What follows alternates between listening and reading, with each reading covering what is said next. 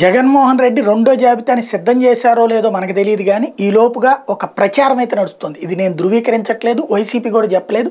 కానీ తెలుగుదేశం అనుకూల మీడియా ప్రతినిధులు ప్రొజెక్ట్ చేస్తున్నటువంటి లెక్క అయితే వైసీపీ ఎమ్మెల్యే అభ్యర్థులుగా రెండో జాబితాలో పలువురు పేర్లు ఉన్నాయని తెలుస్తోంది. మంత్రి గుడివాడ అమర్నాథ్ని అనకాపల్లి నుంచి యలమంచిలికి పంపుతారని, అలాగే కొవ్వూరు ఎస్సీ ఎమ్మెల్యే హోంమంత్రి తానేటి వనితను గోపాలపురం ఎస్సీకి బదిలీ చేసే యోచనలో ఉందని, అమలాపురం ఎమ్మెల్యే పివిసే విశ్వరూప్ని తప్పిస్తారని అంటున్నారు. ఆ స్థానంలో అమలాపురం ఎంపీ చింత అనురాధను బరిలోకి దించే అవకాశాలు ఉన్నాయన్నటువంటి ప్రచారం చేస్తున్నారు వీళ్ళు.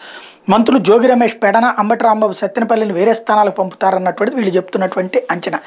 ఆలూరు ఎమ్మెల్యే మంత్రి గుమ్మనూరు జయరాం స్థానాన్ని మార్చడం లేదా లోక్సభ అభ్యర్థిగా పంపే అవకాశం ఉందని, పిఠాపురం ఎమ్మెల్యే పి దొరబాబును తప్పించి కాకినాడ ఎంపీ వంగా గీతకు టికెట్ ఇవ్వచ్చని, Darsi MLA Maddisetti Venugopal Anantapur urban MLA Anantha వెంకటరామరెడ్డిని లోక్సభకు పంపే అవకాశాలు ఉన్నాయన్నటువంటి ప్రచారం జరుగుతుంది.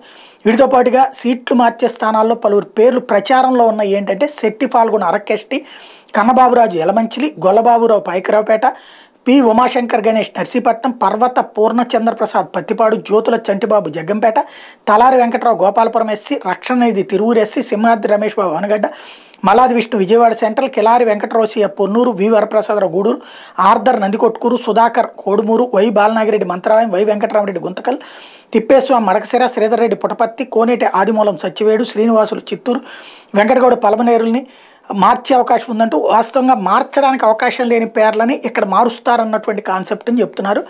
ఇది వాళ్ళలో భయాందోళన కలిగించడానికే లేకపోతే నిజమా అన్నది తెలియదు. తెలుగుదేశం చేస్తున్న ప్రచారం.